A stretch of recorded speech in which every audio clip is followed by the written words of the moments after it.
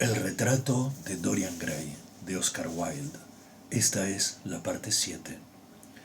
Dorian Gray le contó a Lord Henry que se había enamorado de una actriz, Sybil Vane. Y le dijo, pero una actriz, qué diferente es una actriz. ¿Por qué no me dijiste, Harry, que una actriz es la criatura única digna de ser amada? Porque he amado a muchas de ellas, Dorian. Oh, sí, horribles mujeres de pelo teñido y ojos maquillados. No menosprecies el pelo teñido ni los rostros maquillados. Hay un extraordinario atractivo en ellos a veces. Desearía ahora no haberte dicho nada acerca de Sybil Vane. No podías evitar contármelo, Dorian. Durante toda tu vida me contarás todo lo que hagas. Sí, Harry. Creo que es verdad. No puedo evitar contarte las cosas. Posees una extraña influencia sobre mí. Si alguna vez cometiera un crimen, vendría a confiártelo. Tú me entenderías. La gente como tú, Dorian, los caprichosos rayos de sol de la vida, no comete crímenes, pero igualmente me halaga mucho el cumplido. Y ahora, dime, sé un buen chico y acércame las cerillas. Gracias. ¿Es Sybil Vane tu amante?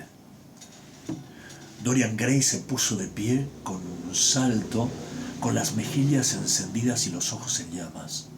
¿Cómo te atreves a sugerir semejante cosa, Harry? Es horrible. Sybil Vane es sagrada. Las cosas sagradas son las únicas que merece la pena tocar, Dorian, dijo Lord Henry con un extraño dejo de patetismo en su voz. ¿Pero qué razón tienes para enfadarte? Supongo que ella será tu amante algún día. Cuando uno está enamorado, siempre empieza por engañarse a sí mismo y termina por engañar a otros. En eso consiste lo que el mundo llama un romance. Supongo, en todo caso, que la conoces. Por supuesto que la conozco. La primera noche que estuve en el teatro, el viejo judío vino al palco cuando hubo acabado la representación y me ofreció llevarme tras bambalinas y presentármela. Me enfurecí con él y le dije que Julieta llevaba muerta centenares de años y que su cuerpo descansaba en una tumba de mármol en Verona. Creo, por la mirada de completo asombro que me dirigió, que pensó que yo había tomado demasiado champán o algo por el estilo. No me sorprende. A mí tampoco me sorprendió. Me preguntó entonces si escribía en algún periódico, y le respondí que ni siquiera leía ninguno, ante lo cual pareció terriblemente decepcionado, y me hizo la confidencia de que todos los críticos teatrales conspiraban contra él y todos eran sobornables. Creo que en eso llevaba bastante razón, pero por otra parte, la verdad es que la mayoría ni siquiera resultan nada caros. Bueno, él parecía pensar que estaban por encima de sus posibilidades. Para entonces, las luces se estaban apagando en el teatro y tuve que irme. Se empeñó en que probara unos cigarros que me recomendó encarecidamente, pero decliné la invitación. La noche siguiente, por supuesto, aparecí de nuevo en el teatro. Al verme hizo una reverencia servil y me aseguró que yo era un mecenas de las artes. Era un bruto de lo más insultante, aunque sentía una extraordinaria pasión por Shakespeare. Me dijo una vez, con aire orgulloso, que sus 3 bancarrotas se habían debido por entero al poeta, al que insistía en llamar el bardo. Parecía considerarlo una distinción. Era una distinción, mi querido Dorian, una gran distinción. Pero cuando hablaste por primera vez con la señorita Sybil Vane? La tercera noche. Ella había estado haciendo de Rosalinda. No pude evitar acercarme. Le había lanzado algunas flores y ella me había mirado. Al menos yo había imaginado que lo hizo. El viejo judío era insistente. Parecía decidido a llevarme tras las bambalinas, así que accedí. Fue curioso que no quisiera conocerla, ¿verdad? No, no lo creo. ¿Por qué, querido Henry? Te lo diré en otra ocasión. Ahora quiero que me hables de la muchacha, Sibyl. Oh, era tan tímida y tan dulce. Hay algo de niña en ella. Abrió los ojos de par en par con exquisito asombro cuando le dije lo que pensaba de su interpretación, y parecía bastante ajena a su talento. Creo que ambos estábamos bastante nerviosos. El viejo judío permanecía sonriente en la puerta del polvoriento camerino, pronunciando elaborados discursos sobre nosotros dos mientras nos mirábamos el uno al otro como chiquillos. El judío insistía en llamarme milord, de modo que tuve que asegurarle a Sibyl que yo no era nada semejante. Y ella simplemente respondió: tú pareces más bien un príncipe. Caramba, Dorian, la señorita Sibyl sabe hacer cumplidos. Tú no la entiendes, Harry. Simplemente me veía como un personaje de una obra de teatro. Ella no sabe nada de la vida. Vive con su madre, una mujer cansada y descolorida que interpretaba el papel de Lady Capuleto con una especie de envoltorio color magenta por vestido la primera noche, y que da la impresión de haber conocido mejores tiempos.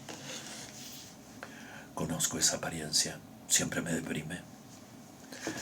El judío quería contarme su historia, pero le dije que no me interesaba. Hiciste muy bien. Hay siempre algo infinitamente mezquino en las tragedias ajenas. Sibyl es lo único que me importa. ¿Qué más me da de dónde venga? Desde su cabecita hasta sus diminutos pies es absoluta y perfectamente divina. Acudo a verla actuar cada noche de mi vida y cada noche es más maravillosa. Esa es la razón, supongo, de que ahora ya nunca cenes conmigo. Imaginé que debías tener algún curioso romance entre manos, pero no es exactamente lo que esperaba. Mi querido Harry, almorzamos o merendamos juntos todos los días y he ido contigo a la ópera en varias ocasiones. Siempre llegas espantosamente tarde. Bueno, no puedo evitar ir a ver actuar a Sibyl, aunque solo sea durante un acto. Enloquezco con su presencia, y cuando pienso en el alma maravillosa que se esconde en ese pequeño cuerpo de marfil, me invade un sentimiento de veneración. Puedes cenar conmigo esta noche, ¿verdad, Dorian? Movió la cabeza. Esta noche hace de Imogen, respondió, y mañana por la noche será Julieta. ¿Cuándo hace de Sibyl Vane? Nunca. Te felicito. Eres horrible. Ella es todas las grandes heroínas del mundo en una. Es más que un ser individual. Tú te burlas, pero yo te aseguro que tiene talento. La amo y debo conseguir que ella me ame también. Tú, que conoces todos los secretos de la vida, dime cómo cautivar a Sibyl Vane para que me ame. Quiero despertar los celos de Romeo. Quiero que los amantes muertos del mundo oigan nuestras risas y sientan pesadumbre. Quiero que el aliento de nuestra pasión remueva la conciencia del polvo y despierte sus cenizas al dolor. Dios mío, Harry, cómo la adoro. Caminaba de un lado a otro por la habitación mientras hablaba. Manchas febriles de encendido rojo ardían en sus mejillas. Estaba terriblemente agitado. Lord Henry lo observaba con una sutil sensación de placer. Qué diferente era ahora de aquel muchacho tímido y medroso que había conocido en el estudio de Basil Hallward. Su naturaleza se había desplegado como una flor, y de ella habían nacido pétalos de diamante escarlata. Su alma se había deslizado fuera de su escondite secreto, y el deseo había ido a encontrarse con ella. ¿Y qué te propones hacer?, dijo Lord Henry al fin. Quiero que Basil y tú me acompañéis alguna noche a verla actuar. No albergo el menor temor al resultado.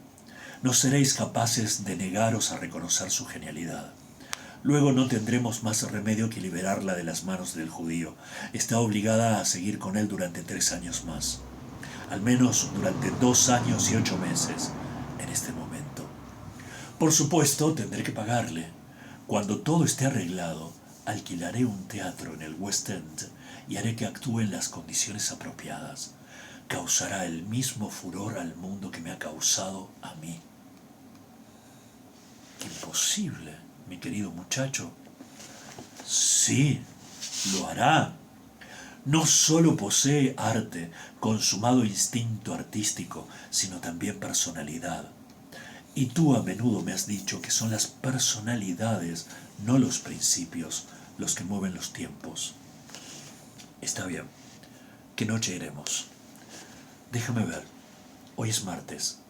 Quedemos mañana. Mañana hace de Julieta. De acuerdo. En el Bristol a las 8. Y llevaré a Basil.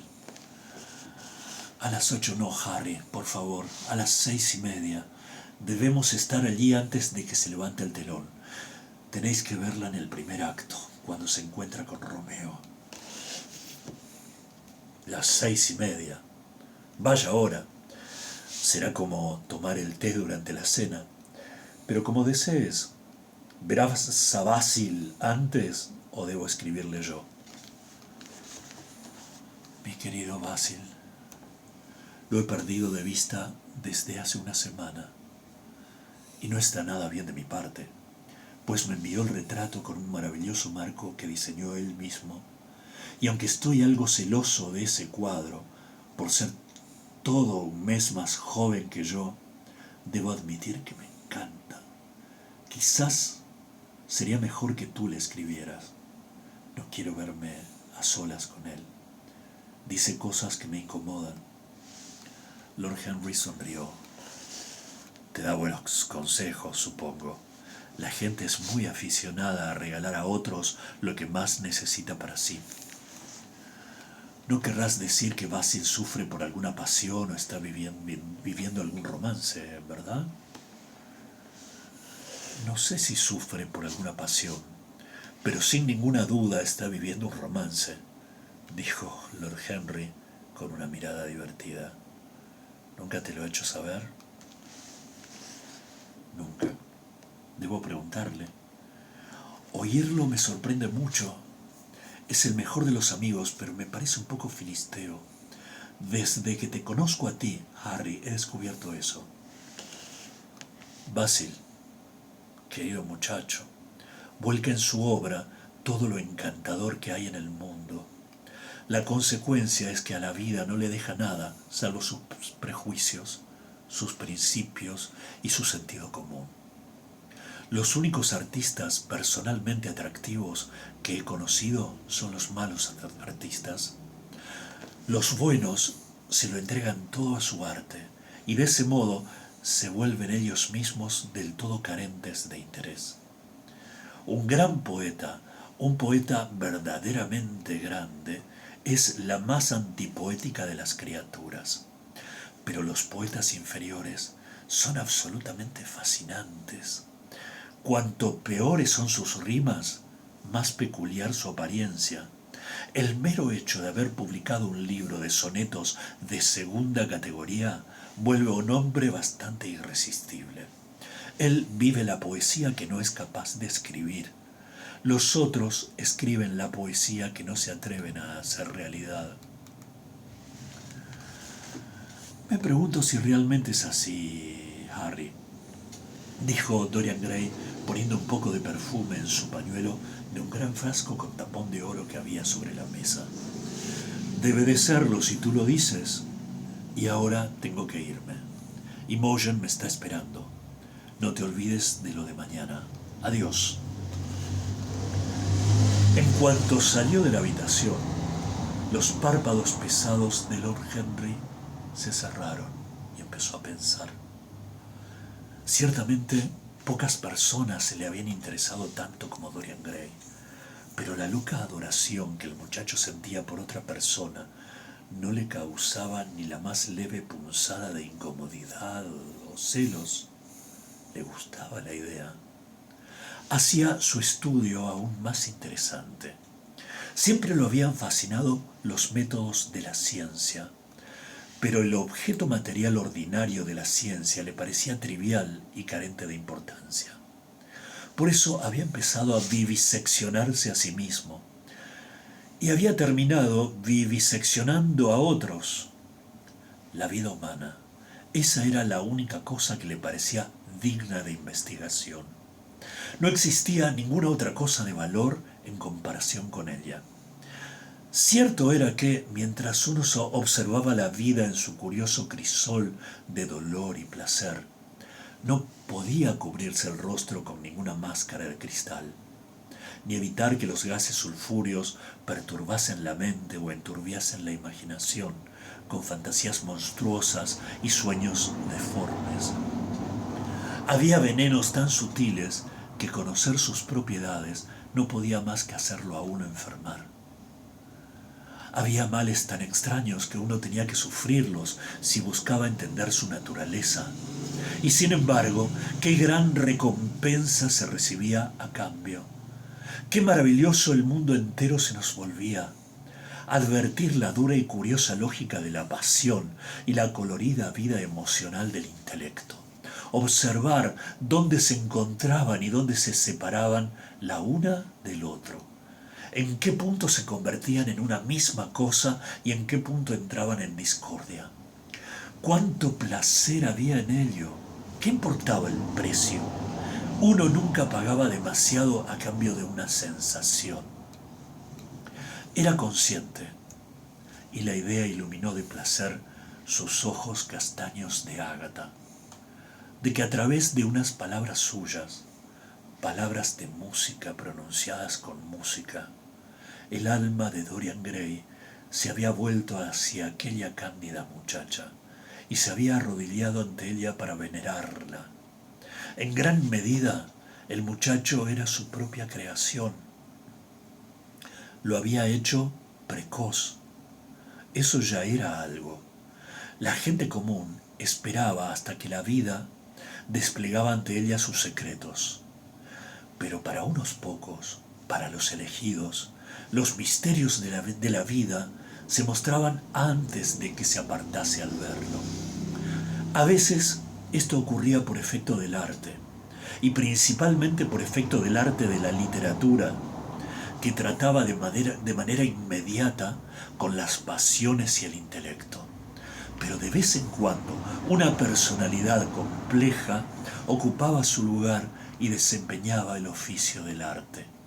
Era desde luego, a su modo, una auténtica obra de arte, pues la vida posee sus propias elaboradas obras de arte exactamente igual que la poesía, la escultura o la pintura.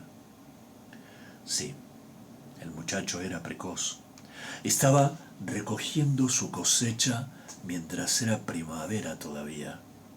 El pulso y la pasión de la juventud seguían en él, pero estaba tomando conciencia de sí mismo. Era una delicia observarlo. Con su hermoso rostro y su hermosa alma era una criatura asombrosa. No importaba cómo terminase todo o cómo estuviera destinado a acabar. Era como una de esas graciosas figuras de un desfile o de una obra de teatro cuyas alegrías nos parecen remotas, pero cuyo dolor conmueve nuestro sentido de la belleza y cuyas heridas son como rosas rojas. Alma y cuerpo, cuerpo y alma, que llenos de misterio. Había animalidad en el alma y el cuerpo tenía sus momentos de espiritualidad. Los sentidos podían refinarse y el intelecto envilecerse. ¿Quién podía decir dónde cesaba el impulso carnal y el impulso psíquico comenzaba? Qué superficiales eran las definiciones arbitrarias de los psicólogos comunes. Y sin embargo, qué difícil decidir entre las afirmaciones de las distintas escuelas. ¿Era el alma una sombra asentada en la casa del pecado? ¿O se hallaba el cuerpo verdaderamente en el alma, como pensaba Giordano Bruno? La separación del espíritu de la materia era un misterio, y la unión del espíritu con la materia era un misterio también. Comenzaba a preguntarse si alguna vez haríamos de la psicología una ciencia tan absoluta que hasta el más pequeño resorte vital se nos revelase. Hasta el momento siempre nos interpretábamos mal a nosotros mismos y rara vez entendíamos a los otros. La experiencia carecía de valor ético, no era más que el nombre que dábamos a nuestros errores. Los hombres, por lo general, la consideraban un modo de advertencia. Habían sostenido su eficacia moral en la formación del carácter. La habían elogiado como algo que nos enseñaba qué perseguir y nos mostraba qué evitar. Pero en la experiencia no había fuerza motriz. Tenía tan poco de causa activa como la conciencia misma.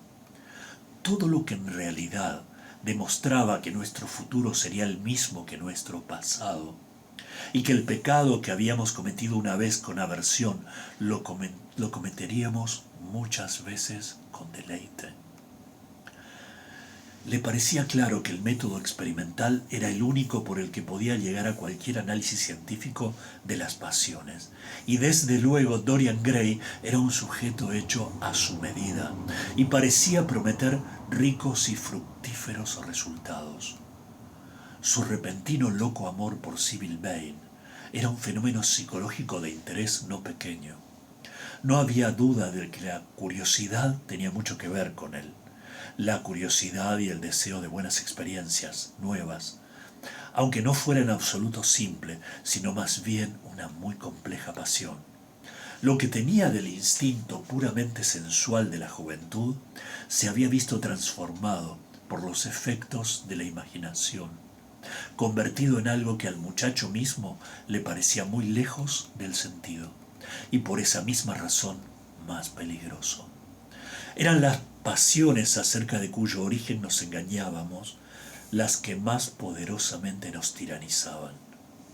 Nuestros motivos más débiles eran aquellos de cuya naturaleza somos conscientes, y a menudo sucedía que, cuando creíamos estar experimentando sobre otros, en realidad lo hacíamos sobre nosotros mismos.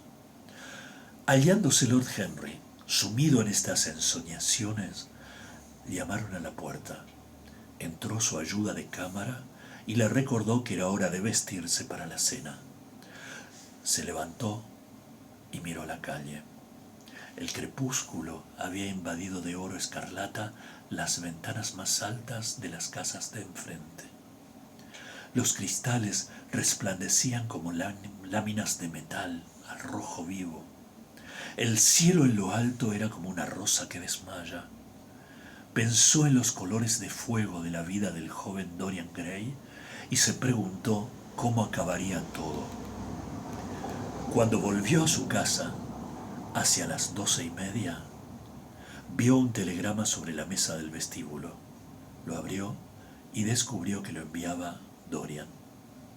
Era para decirle que se había prometido en matrimonio a Sybil Vane.